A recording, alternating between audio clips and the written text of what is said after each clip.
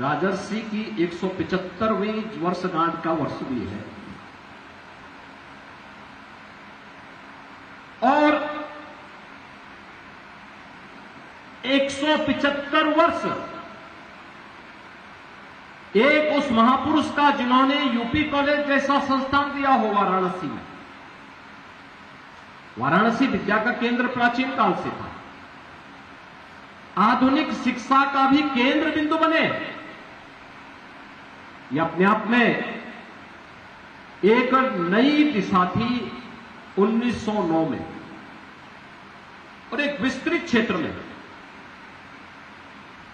आज के दिन पर हम पब्लिक स्कूल बनाते हैं, सीबीएसई का जो सबसे जो कठिन उनके नियम है कि कम से कम उसमें 2 एकड़ लैंड होनी चाहिए। और मुझे लगता है इनके पास यहां पे सैकड़ों एकड़ भूभाग है जहां पर बालिकाओं के भी संस्थान चल रहे हैं, पब्लिक स्कूल भी चल रहा है, इंटर कॉलेज भी चल रहा है और महाविद्यालय भी चल रहा है। यहां पे स्पोर्ट्स स्टेडियम भी है और भी अन्य तमाम डेयरी भी है, एग्रीकल्चर का फार्म भी है और भी कुछ चल रहा है। ये सभी कुछ यहां पे वाराणसी के अंदर, काशी के अंदर एक साथ एक कैंपस के साथ ये सब जुड़े हुए हैं और सब संचालित हो रहे हैं। ये चीजें दिखाती हैं कि उनके मन में एक तलब थी, कैसा भारत हम देना चाहते हैं। राजर्षि का जन्म, और वे राजा थे भिंका स्टेट के, जो आज का श्रावस्ती जनपद है। काशी विद्या की केंद्र थी, इसलिए उन्होंने कहा कि नहीं, काशी इसके लिए सबसे उपयुक्त जगह होगी। उन्होंने काशी में आकर के इस कार्य को आगे बढ़ाया और काशी आज जिस रूप में तेजी के साथ आगे बढ़ी, 1909 में उदय प्रताप शिक्षा समिति के माध्यम से संस्थान की स्थापना और 1916 में महामना पंडित मदन मोहन मालवीय जी के द्वारा काशी हिंदू विश्वविद्यालय की स्थापना।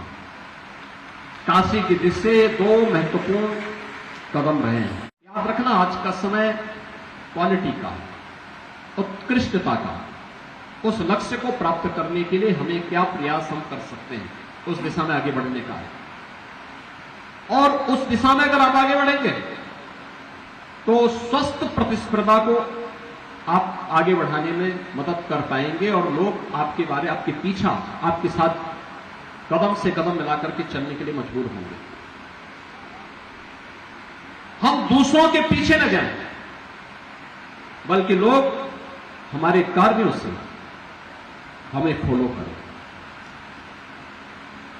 ऐसा आदर्श हमें प्रस्तुत करना होगा, लेकिन ये कड़ी मेहनत से होगा। कड़ी मेहनत का कोई विकल्प नहीं हो सकता, परिश्रम का कोई विकल्प नहीं हो सकता, और शॉर्टकट का रास्ता किसी व्यक्ति को कभी मंजिल में नहीं पहुंचा सकता। याद रखना, जीवन में आगे बढ़ने के लिए कठिन से कठिन परिश्रम को करने के लिए तैयार रहिए, लेकिन शॉर्टकट का रास्ता कभी मत अपनाइए। नियमों का पालन करिए। शासन के नियम सुशासन की स्थापना के लिए, एक सर्वसमावेशी समाज के निर्माण के लिए होते हैं। अगर हम उसका पालन कर रहे हैं तो फिर कानून आपको पूरा संरक्षण देगा, आपको सम्मान भी देगा, आगे बढ़ने के लिए ढेर सारे अवसर भी देगा। टेक्नोलॉजी से भागेंगे, विज्ञान से भागेंगे, नए ज्ञान से भागेंगे, कहीं ठिकाना नहीं मिलेगा। हमें उसके साथ, उससे 10 कदम आगे चल करके बढ़ने की आवश्यकता है। और वही संस्थान को भी एक नई पहचान दिलाएगा, और इस संस्थान से निकला हुआ जो छात्र होगा, जो योग्य नागरिक होगा, वही यहां की पहचान होगी। आपके होर्डिंग, आपके बैनर, आपके विज्ञापन, आपकी पहचान अस्थायी रूप से नहीं बन सकते। आपका पहचान का माध्यम बनेगा जो स्नातक यहां से जाएगा, जो योग्य नागरिक इस संस्थान से जाएगा, वो आपकी पहचान को दे देगा। और वह पहचान संस्थान को एक नई ऊंचाइयां प्रदान करेगा।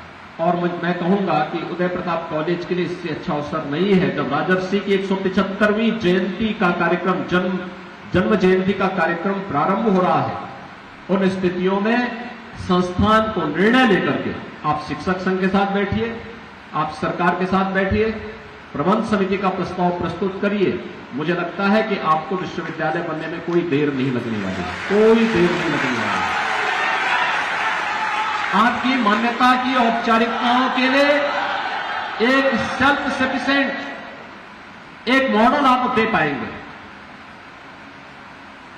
स्वयं में सेल्फ सस्टेनेबल मॉडल आपका होगा।